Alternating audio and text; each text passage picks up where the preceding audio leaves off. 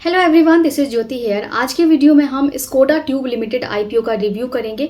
तो back to back काफ़ी सारे आईपीओज आए हैं और कुछ आईपीओज में हमें जो सब्सक्रिप्शन है, जो डिमांड है, वो काफ़ी अच्छी देखने को मिली है।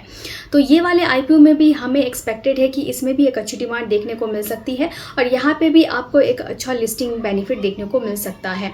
तो कंप्लीट आईपीओ का रिव्यू करेंगे कि कंपनी क्या काम करती है, कंपनी के फाइनेंशियल्स कैसे हैं, किस तरीके के लिस्टिंग बेनिफिट होने के चांसेस हैं, ग्रे मार्केट प्रीमियम क्या चल रहा है, क्या आपको अप्लाई करना चाहिए, सभी चीज़ों के बारे में बात करेंगे। तो वीडियो को कंप्लीट देखिए। सबसे पहले हम बात कर लेते हैं इस कंपनी की डिटेल्स के बारे में कि कंपनी क्या काम करती है। तो 2008 में ये कंपनी इनकॉर्पोरेट हुई थी और ये company stainless steel wires and tubes की मैन्युफैक्चरिंग करती है। तो जिस तरीके का इनका बिजनेस है, जो बिजनेस इनका मॉडल है, तो काफ़ी वेरियस फील्ड में एंड वेरियस इंडस्ट्रीज़ में इनके प्रोडक्ट यूज़ किए जाते हैं। अब चाहे वो सीमलेस पाइप्स ट्यूब्स हो या फिर वेल्डेड पाइप्स ट्यूब्स हो, दोनों की ही मैन्युफैक्चरिंग करती है कंपनी। और इनका जो कस्टमर बेस है वो काफ़ी स्ट्रांग है। तो चाहे वो इंजीनियरिंग प्रोक्योरमेंट एंड कंस्ट्रक्शन वाला जो फर्म्स होते हैं, वहाँ पे इनके कस्टमर्स काफ़ी मिल जाते हैं। देन वेरियस इंडस्ट्रीज़ में, चाहे ऑयल गैस हो या केमिकल हो, फार्मा है, ऑटोमोटिव है, railways, transport, in various industries में इनके प्रोडक्ट्स यूज़ किए जाते हैं। तो इनका कस्टमर बेस जो है वो काफ़ी स्ट्रांग है क्योंकि इन वेरियस इंडस्ट्रीज से एंड फर्म से इनको कस्टमर्स मिलते हैं।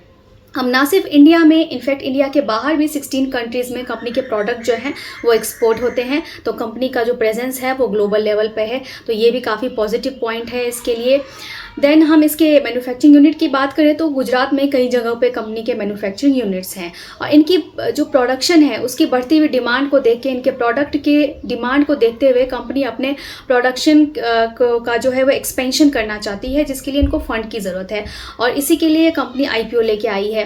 तो टोटल 220 करोड़ का ये आईपीओ रहेगा, जिसमें से कंपनी 77 करोड़ रुपीज़ जो है वो अपने कैपेक्स के लिए यूज़ करेगी, जहाँ पे अपने कंपनी जो है अपनी प्रोडक्शन कैपेसिटी को एक्सपैंड करने वाली है और उसमें वहाँ पे फंड लगाएगी 77 करोड़ रुपये। उसके अलावा 110 करोड़ रुपीज़ कंपनी अपने वर्किंग कैपिटल के लिए यूज़ करने वाली है और बाकी का कुछ जनरल कॉर्पोरेट पर्पसेस के लिए यूज़ करने वाली है। तो ये कंपनी का पूरा बिजनेस मॉडल है। तो कंपनी का जो बिजनेस मॉडल है काफ़ी अट्रैक्टिव है, कंपनी का कस्टमर बेस काफ़ी स्ट्रांग है एंड ग्लोबल लेवल पे इनकी प्रेजेंस है। तो ऑल ओवर बिजनेस मॉडल हमें काफ़ी अट्रैक्टिव दिख रहा है। नाउ हम देखते हैं कि इसके फाइनेंशियल्स कैसे हैं। लास्ट 3 ईयर्स में कंपनी ने किस तरीके का प्रॉफिट जनरेट किया है, कितनी इनको सेल्स मिली है, इसके बारे में अगर यहाँ से देखें तो लास्ट 3 ईयर्स में पहले अगर हम इनके असेट की बात कर लेते हैं तो असेट में हमको दिखेगा कि लास्ट ईयर में कंपनी के असेट में जो है एक कंसिस्टेंट हमको ग्रोथ देखने को मिल रही है। रेवेन्यू की बात करें कि कंपनी को कितना बिजनेस मिला है, कितना सेल्स हुआ है, तो सेल्स की बात करें तो इसमें भी आप देखोगे कि लास्ट 3 ईयर्स में कंपनी के सेल्स में जो है एक कंसिस्टेंट ग्रोथ देखने को मिल रही है। देन कंपनी के प्रॉफिट आफ्टर टैक्स की बात करेंगे तो यहाँ पे काफ़ी इंप्रेसिव आपको यहाँ डेटा देखने को मिलेगा, जहाँ पे मार्च 22 में इनका प्रॉफिट सिर्फ 1.64 करोड़ का था, जो एक साल बाद बढ़ के 10.34 करोड़ हो गया। देन अगेन आप देखिए मार्च 24 में ये डेटा 18.30 करोड़ का हो गया है और 9 मंथ का डेटा आप यहाँ पे देखेंगे तो 9 मंथ में 18 करोड़ से डायरेक्ट जंप होके इनका जो प्रॉफिट आफ्टर टैक्स है वो 25 करोड़ का हो गया है। तो काफ़ी तेज़ी से कंपनी प्रॉफिट बना के यहाँ पे ईयर ऑन ईयर दिखा रही है और इनका जो प्रॉफिट है उसमें काफ़ी अच्छा जंप देखने को मिल रहा है। तो ये काफ़ी एक इम्प्रेसिव बात हमें यहाँ से दिख रही है। नेट वर्थ की बात करें तो कंपनी का नेट वर्थ भी ईयर ऑन ईयर इंक्रीज हो रहा है। रिजर्व एंड सरप्लस, कंपनी का रिजर्व एंड सरप्लस भी काफ़ी अच्छा मेंटेन है। और बोरोइंग्स की बात करें तो कंपनी के पास कुछ बोरोइंग्स भी हैं, लेकिन इस तरीके के बिजनेस में जो है बोरोइंग्स वो रहती भी हैं। देन अदर इनके फाइनेंशियल्स की बात करें तो इनका रिटर्न ऑन इक्विटी आप देखेंगे 28.7% का है। Then return on capital employed की बात करें तो 15.92% का है। ये दोनों ही रेशोज 15% से ज़्यादा है, तो it's also a good sign. Return on net worth की बात करें 28.77% का है। पैट मार्जिन है 4.58 का। इसके पीई रेशो की बात करें तो करेंटली इसका पीई रेशो दिखा रहा है 27 का।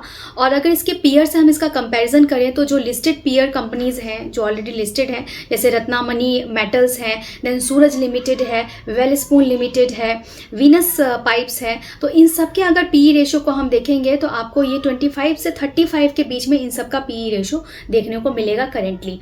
तो अगर यहाँ से कंपेयर किया जाता है इनके पीयर से स्कोडा ट्यूब्स को, तो काफ़ी फेयर वैल्यूशंस पे ये आईपीओ लाया जा रहा है, बहुत ज़्यादा इसकी वैल्यूशंस नहीं रखी गई हैं, तो ये भी काफ़ी पॉजिटिव साइन है और इसकी वजह से भी इसमें अच्छी डिमांड देखने को मिल सकती है। तो ये कंपनी के पूरे फाइनेंशियल्स एंड बिजनेस मॉडल की बात हो गई। तो ऑल ओवर कंपनी के फाइनेंशियल्स जो हैं वो काफ़ी अट्रैक्टिव हैं। कंपनी छोटा छोटा प्रॉफिट जनरेट कर रही है, लेकिन कंसिस्टेंसी जो इसने मेंटेन की हुई है कि ईयर ऑन ईयर इनके प्रॉफिट में अच्छा जंप देखने को मिल रहा है, तो ये काफ़ी पॉजिटिव चीज़ देखने को मिल रही है।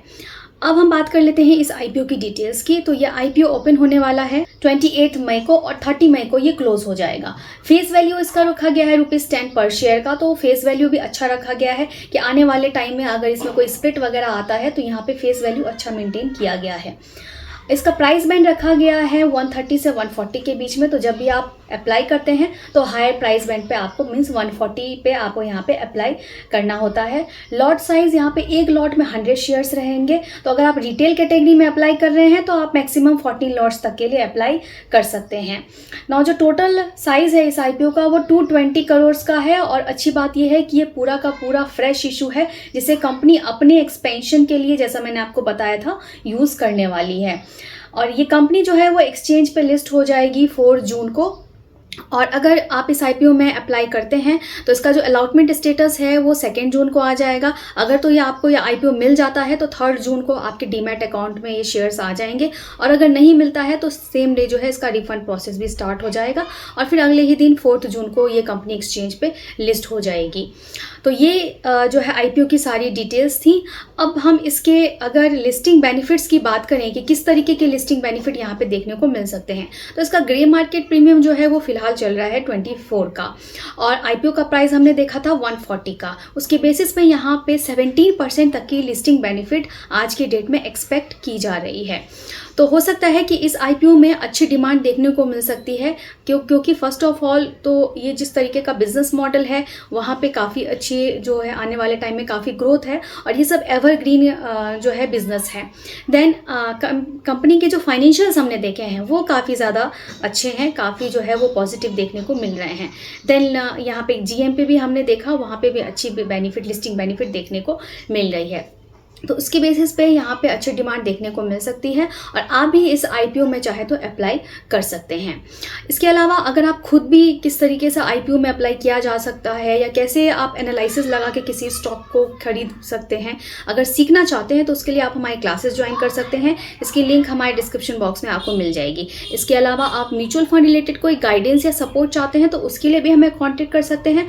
डिटेल्स के लिए आप एक बार डिस्क्रिप्शन बॉक्स जरूर चेक करें और ऐसे ही वीडियोज़ के लिए मेरे चैनल को सब्सक्राइब कर लें। Thank you.